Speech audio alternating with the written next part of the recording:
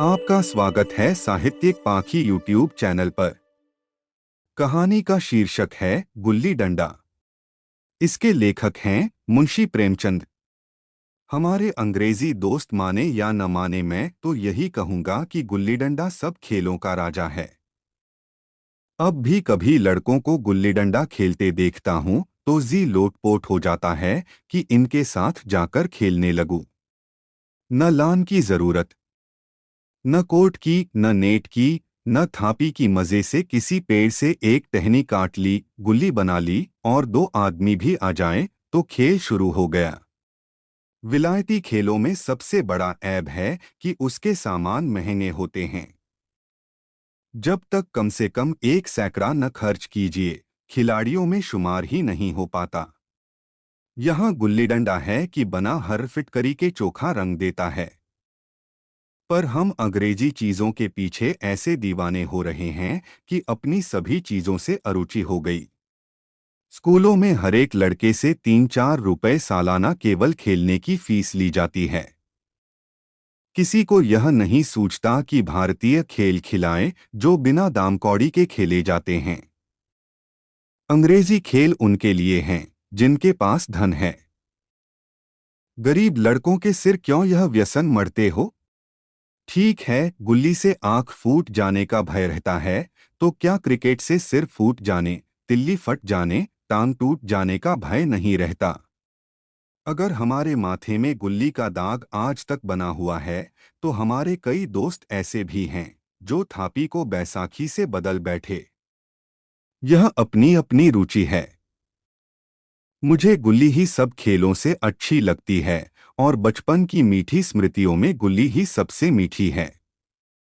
वह प्रात काल घर से निकल जाना, वह पेड़ पर चढ़कर टहनियां काटना और गुल्ली डंडे बनाना, वह उत्साह, वह खिलाड़ियों के जमघटे, वह पदना और पदाना, वह लड़ाई झगड़े, वह सरल स्वभाव जिससे छूत-अछूत अमीर गरीब का बिल्कुल भेद न रहता था, जिसमें अमीराना चोचलों की, प्रदर्शन की, अभिमान की गुंजाइश ही न थी। यह उसी वक्त भूलेगा जब जब घरवाले बिगड़ रहे हैं, पिताजी चौके पर बैठे वेग से रोटियों पर अपना क्रोध उतार रहे हैं, अम्मा की दौड़ केवल द्वार तक है, लेकिन उनकी विचारधारा में मेरा अंधकारमय भविष्य टूटी हुई नौका की तरह डगमगा रहा है।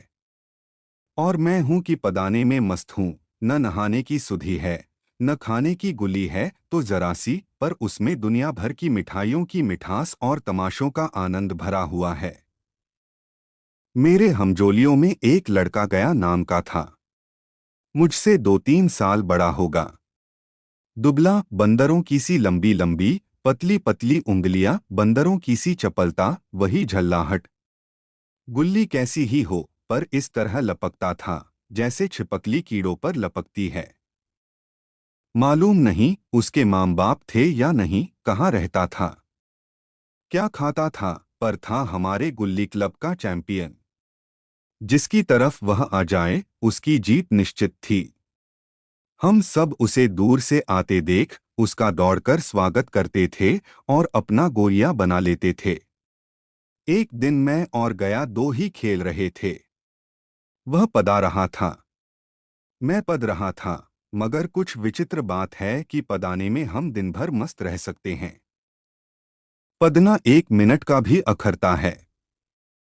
मैंने गला छुड़ाने के लिए सब चालें चलीं जो ऐसे अवसर पर शास्त्र विहित न होने पर भी क्षम्य हैं, लेकिन गया अपना दाव लिए बगैर मेरा पिंड न छोड़ता था।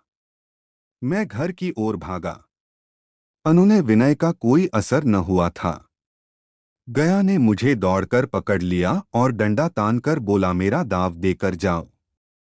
पदाया तो बड़े बहादुर बनके, पदने के बेर क्यों भागे जाते हो, तुम दिन भर पदाओ तो मैं दिन भर पदता रहूं। हाँ, तुम्हें दिन भर पदना पड़ेगा, न खाने जाऊं न पीने जाऊं। हाँ, मेरा दाव दिए बिना कहीं नहीं जा सकते, मैं तुम्हारा गुलाम हूँ। हाँ, मेरे गुलाम हो, मैं घर जाता हूँ, देखूं मेरा क्या कर लेते हो। घर कैसे जाओगे, कोई दिल लगी है? दाव दिया है, दाव लेंगे। अच्छा, कल मैंने अमरूद खिलाया था, वह लौटा दो, वह तो पेट में चला गया, निकालो पेट से, तुमने क्यों खाया मेरा अमरूद? अमरूद तुमने दिया, तब मैंने खाया। मैं तुमसे मांगने न गया था। जब तक मेरा अमरूद न दोगे मैं दाव न दूंगा।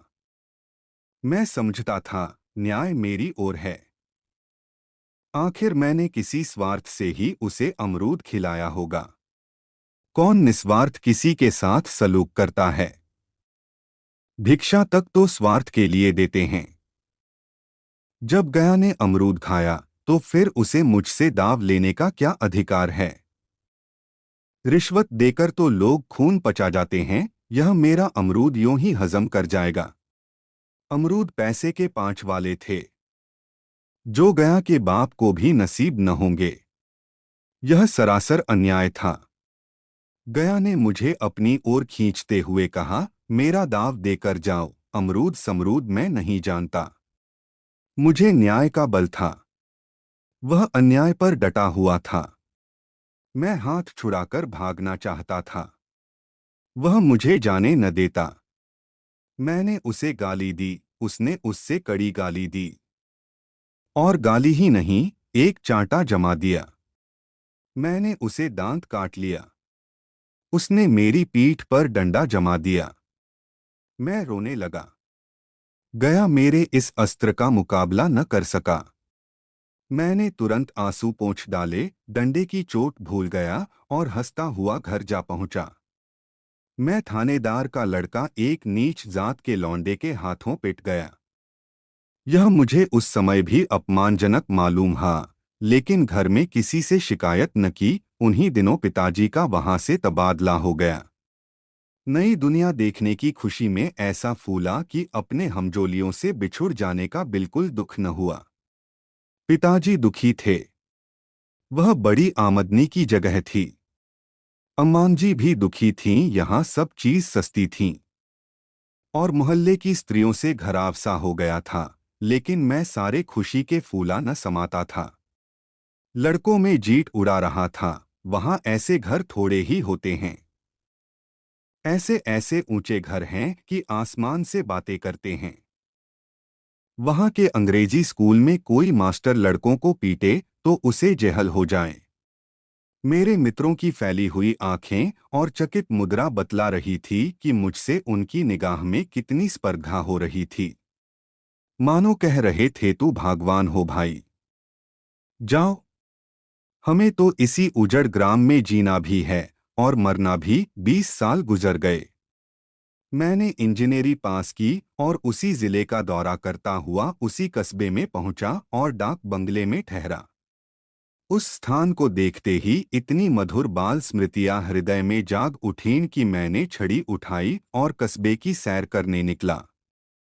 आंखें किसी प्यासे पथिक की भांति बचपन के उन क्रीड़ा स्थलों को देखने के लिए व्याकुल हो रही थीं, पर उस परिचित नाम के सिवा वहां और कुछ परिचित न था। जहां खंडहर था, वहां पक्के मकान खड़े थे। जहां बरगद का पुराना पेड़ था, वहां अब एक सुंदर बगीचा था। स्थान की काया पलट हो गई थी। अगर उसके नाम और स्थिति का ज्ञान न होता तो मैं उसे पहचान भी न सकता। बचपन की संचित और अमर स्मृतियां बाहें खोले अपने उन पुराने मित्रों से गले मिलने को अधीर हो रही थीं, मगर वह दुनिया बदल गई थी। ऐसा जी होता था कि उस धरती से लिपटकर रो और कहूं, तुम मुझे भूल गई। मैं तो अब भी तुम्हारा वही रूप देखना चाहता हूं। सहसा एक खुली जगह में मैंने 2-3 लड़कों को गुल्ली डंडा खेलते देखा। एक क्षण के लिए मैं अपने को बिल्कुल भूल गया। भूल गया कि मैं एक ऊंचा अफसर हूं, साहबी ठाठ में, रौब और अधिकार के आवरण में। जाकर एक लड़के से पूछा, क्यों बेटे, यहाँ कोई गया नाम का आदमी रहता है? एक लड़के ने गुल्ली डंडा समेटकर सहमे हुए स्वर में कहा, कौन गया? गया चमार? मैंने यूं ही कहा। हाँ हाँ वही। गया नाम का कोई आदमी है तो? शायद वही हो। हाँ है तो जरा उसे बुला सकते हो? लड़का दौड़ता हुआ गया और एक क्षण में एक 5 हाथ के काले देव को साथ लिए आता दिखाई दिया। मैं दूर से ही पहचान गया। उसकी ओर लपकना चाहता था कि उसके गले लिपट जाऊं, पर कुछ सोचकर रह गया। बोला खो गया। मुझे पहचानते हो? गया ने झुककर सलाम किया। हाँ मालिक, भला पहचानूंगा क्यों नहीं। आप मजे में हो? बहुत मजे में। तुम अपनी कहो, डिप्टी साहब का साइस हूँ। मतई, मोहन, दुर्गा सब कहाँ हैं? कुछ खबर है? मतई तो मर गया, दुर्गा और मोहन दोनों डाकिया हो गए हैं। मैं तो जिले का इंजीनियर हूँ। सरकार तो पहले ही बड़े जहीन थे। अब कभी गुल्ली डंडा खेलते हो? गया ने मेरी ओर प्रश्नभरी आंखों से देखा। अब गुल्ली डंडा क्या खेलूंगा सरकार, अब तो धंधे से छुट्टी नहीं मिलती। आओ आज हम तुम खेलें। तुम पदाना, हम पदेंगे। तुम्हारा एक दाव हमारे ऊपर है। वह आज ले लो। गया बड़ी मुश्किल से राजी हुआ। वह ठहरा टके का मजदूर, मैं एक बड़ा अफसर। हमारा और उसका क्या जोड़? बेचारा झेंप रहा था। लेकिन मुझे भी कुछ कम झेंप न थी। इसलिए नहीं कि मैं गया के साथ खेलने जा रहा था, बल्कि इसलिए कि लोग इस खेल को अजूबा समझकर इसका तमाशा बना लेंगे और अच्छी खासी भीड़ लग जाएगी। उस भीड़ में वह आनंद कहाँ रहेगा, पर खेले बगैर तो रहा नहीं जाता। आखिर निश्चय हुआ कि दोनों जने बस्ती से बहुत दूर खेलेंगे और बचपन की उस मिठाई को खूब रस ले लेकर खाएंगे। मैं गया को लेकर डाक बंगले पर आया और मोटर में बैठकर दोनों मैदान की ओर चले। साथ में एक कुल्हाड़ी ले ली। मैं गंभीर भाव धारण किए हुए था, लेकिन गया इसे अभी तक मजाक ही समझ रहा था। फिर भी उसके मुख पर उत्सुकता या आनंद का कोई चिन्ह न था। शायद वह हम दोनों में जो अंतर हो गया था, यही सोचने में मगन था। मैंने पूछा, तुम्हें कभी हमारी याद आती थी गया? सच कहना। गया झेंपता हुआ बोला, मैं आपको याद करता हजूर, किस लायक हूँ। भाग में आपके साथ कुछ दिन खेलना बदा था, नहीं मेरी क्या गिनती। मैंने कुछ उदास होकर कहा, लेकिन मुझे तो बराबर तुम्हारी याद आती थी। तुम्हारा वह डंडा जो तुमने तानकर जमाया था, याद है न? गया ने पछताते हुए कहा, वह लड़कपन था सरकार, उसकी याद न दिलाओ। वाह, वह मेरे बाल जीवन की सबसे रसीली याद है। तुम्हारे उस डंडे में जो रस था, वह तो अब न आदर सम्मान में पाता हूँ न धन में। इतनी देर में हम बस्ती से कोई 3 मील निकल आए। चारों तरफ सन्नाटा है। पश्चिम और कोसों तक भीमताल फैला हुआ है, जहां आकर हम किसी समय कमल पुष्प तोड़ ले जाते थे और उसके झुमक बनाकर कानों में डाल लेते थे। जेठ की संध्या केसर में डूबी चली आ रही है। मैं लपककर एक पेड़ पर चढ़ गया और एक टहनी काट लाया। चटपट गुल्ली डंडा बन गया। खेल शुरू हो गया। मैंने गुच्ची में गुल्ली रखकर उछाली। गुल्ली गया के सामने से निकल गई। उसने हाथ लपकाया, जैसे मछली पकड़ रहा हो। गुल्ली उसके पीछे जाकर गिरी। यह वही गया है जिसके हाथों में गुल्ली जैसे आप ही आकर बैठ जाती थी। वह दाहिने बाएं कहीं हो, गुल्ली उसकी हथेली में ही पहुंचती थी। जैसे गुल्लियों पर वशीकरण डाल देता हो। नई गुल्ली, पुरानी गुल्ली, छोटी गुल्ली, बड़ी गुल्ली, नोकदार गुल्ली, सपाट गुल्ली, सभी उससे मिल जाती थी। जैसे उसके हाथों में कोई चुंबक हो, गुल्लियों को खींच लेता हो। लेकिन आज गुल्ली को उससे वह प्रेम नहीं रहा। फिर तो मैंने पदाना शुरू किया। मैं तरह तरह की धांधलियां कर रहा था। अभ्यास की कसर बेईमानी से पूरी कर रहा था। कुछ जाने पर भी डंडा खेले जाता था। हालांकि शास्त्र के अनुसार गया की बारी आनी चाहिए थी। गुल्ली पर ओछी चोट पड़ती और वह जरा दूर पर गिर पड़ती तो मैं झपटकर उसे खुद उठा लेता और दोबारा टाड़ लगाता। गया यह सारी बेकायदगियां देख रहा था, पर कुछ न बोलता था, जैसे उसे वह सब कायदे कानून भूल गए। उसका निशाना कितना अचूक था। गुल्ली उसके हाथ से निकलकर टन से डंडे से आकर लगती थी। उसके हाथ से छूटकर उसका काम था डंडे से टकरा जाना, लेकिन आज वह गुल्ली डंडे में लगती ही नहीं। कभी दाहिने जाती है, कभी बाएं, कभी आगे, कभी पीछे। आध घंटे पदाने के बाद एक गुल्ली डंडे में आ लगी। मैंने धांधली की, गुल्ली डंडे में नहीं लगी। बिल्कुल पास से गई, लेकिन लगी नहीं। गया ने किसी प्रकार का असंतोष प्रकट नहीं किया। न लगी होगी, डंडे में लगती तो क्या मैं बेईमानी करता? नहीं भैया, तुम भला बेईमानी करोगे? बचपन में मजाल था कि मैं ऐसा घपला करके जीता बचता। यही गया गर्दन पर चढ़ बैठता, लेकिन आज मैं उसे कितनी आसानी से धोखा दिए चला जाता था। गधा है। सारी बातें भूल गया। सहसा गुल्ली फिर डंडे से लगी, और इतनी जोर से लगी जैसे बंदूक छूटी हो। इस प्रमाण के सामने अब किसी तरह की धांधली करने का साहस मुझे इस वक्त भी न हो सका। लेकिन क्यों न एक बार सबको झूठ बताने की चेष्टा करूं। मेरा हरज की क्या है? मान गया तो वाह वाह, नहीं दो चार हाथ पदना ही तो पड़ेगा। अंधेरा का बहाना करके जल्दी से छुड़ा लूंगा। फिर कौन दाव देने आता है? गया ने विजय के उल्लास में कहा। लग गई, लग गई। तन से बोली। मैंने अनजान बनने की चेष्टा करके कहा। तुमने लगते देखा?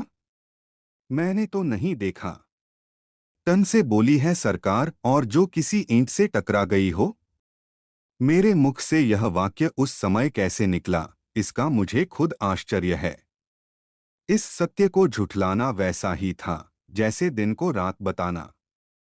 हम दोनों ने गुल्ली को डंडे में जोर से लगते देखा था, लेकिन गया ने मेरा कथन स्वीकार कर लिया। हाँ, किसी ईंट में ही लगी होगी।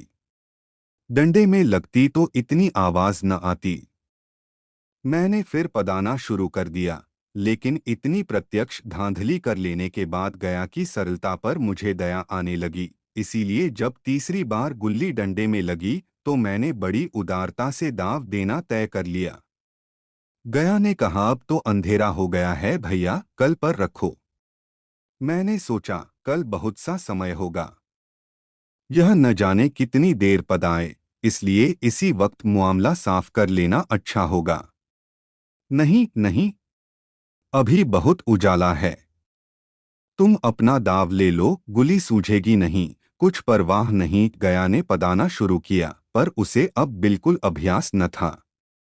उसने 2 बार टांड लगाने का इरादा किया, पर दोनों ही बार हुच गया।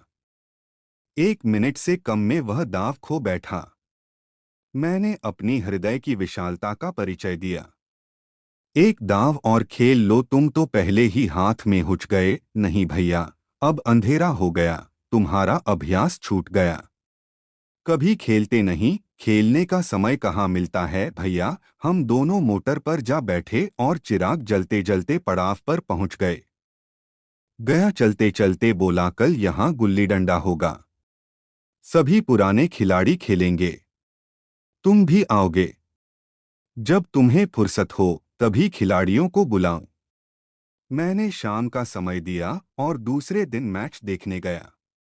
कोई 10-10 आदमियों की मंडली थी। कई मेरे लड़कपन के साथी निकले। अधिकांश युवक थे जिन्हें मैं पहचान न सका। खेल शुरू हुआ। मैं मोटर पर बैठा बैठा तमाशा देखने लगा।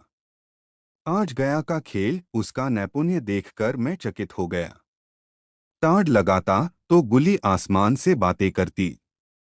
कल की सी वह झिझक, वह हिचकिचाहट, वह बेदिली आज न थी।